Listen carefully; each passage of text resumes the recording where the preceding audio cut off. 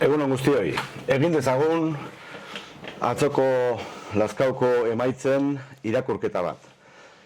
Lehen da biziko lauki honetan esan bezala, da batzar nagusietako emaitzak dituzue. Hemen ikusten da 2023 eta 2019 arteko boto desberdintasuna zein izan den. EH Bilduk 1249 bozka jaso ditu 2023an, 1271 jaso zituen 2019an. EAJ-PNUek 1140 jaso ditu 23an, 1233 jaso zituen 2019an. Hemen garbi ikusten da, guk EH Bildu berriro ere irabazi egin dugula batzar nagusietako hauteskundeetan, eta gainera portzentaian, lehen 43ko portzentajearekin irabazi genuen, da orain 46koarekin. Beraz, gure emaitza zoragarriekin ezin gara kexatu.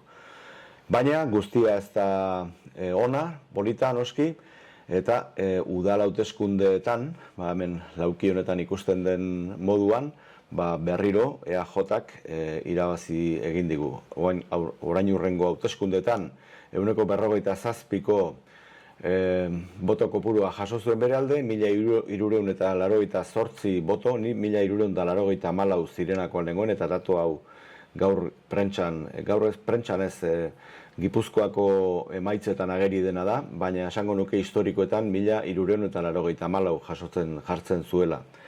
Eta portzentaiari eutsi egin dio, 48,88ko portzentaiarekin irabazi ditu EAJak aurtengo hauteskundeak ere. Eta EH Bilduk 45,88 jaso zituen 2019koetan, eta aurten 46,85 berriro ere gora egin dugu, nahiz eta boto kopuruan gu ere jaitsi. EAJ jaitsi egin da, eta gu ere jaitsi egin gara boto kopuruan. Orain kontua da, non dagoen boto alde hori. Eta beste taula honetan, ez diot egin taulari ertzik eta ez diot marraztu, baina nahiko adierazgarria dela iruditzen zait taula hau. Eta kontua da, EH Bilduk boto gehiago jaso dituela udalekoetan, batzar nagusietan, baino, hain zuzen ere 33 boto gehiago jaso dituela. EAJak berriz 170 boto gehiago jaso ditu udal hauteskundeetan, batzar nagusietkoetan baino. PSek berriz 16 botoko galera izan du udal hauteskundeetan, batzar nagusietan jasotako botoekiko. Orduan, azterketatxo bat eginda nondik datozkeen, nondik etor daitezkeen bozka horiek, guk jaso ditugun 33 boto gehiago horiek, iruditzen zaigu Podemosetik etorriko direla. Podemosek 89 boto zituen batzar nagusietan, Lazkaon ez du hautagaitzarik aurkeztu, beraz boto hauek norabait joan dira, eta esango genuke horietatik 33, guk irabazi ditugun 33ak, Podemosetik datozela, beraz, ez zaigu iruditzen eta PSetik, PPtik, edo eskainozen blankotik edo estopetik botorik etorri denik. Eta gainera, kopuruak oso biribildu egiten dira, primeran osatzen dira.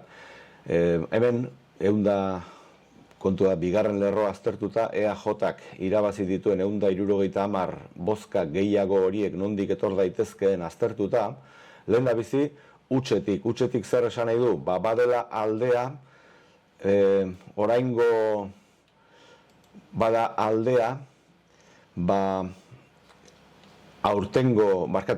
bada aldea zeratan, batzar nagusietan eman den botokopuruaren eta udal hauteskundetan eman den botokopuruaren artean. Alegia, horrek esan nahi du pertsona batzuk udal hauteskundetan bai botoa eman dutela, baina batzar nagusietan ez dutela botorik eman. Eta horiek 59 pertsona dira. Orduan, utxetik jasotako horiek, 59 horiek hor egon daitezke. PNV-ren 170 horietan. Stopek zeuzkan 9 bozka horiek ere hor egon daitezke. Eskainozen blankoren 10 botoak ere bai. PP-ren 20 botoak ere bai. PSek galdu dituen 16 botoak ere batu ditzakegu, baina oraindik 170 osatzeko beste 76 boto hauek falta dira.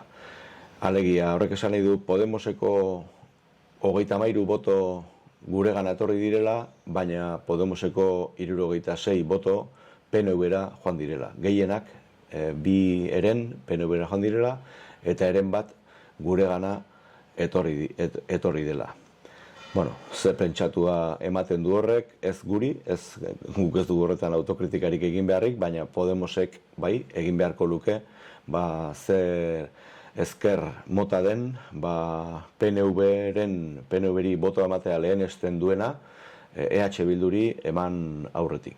Bueno, besterik ez, hori da nire irakurketa gaurkoz. Eskerrik asko arretagatik, eta segi lanean!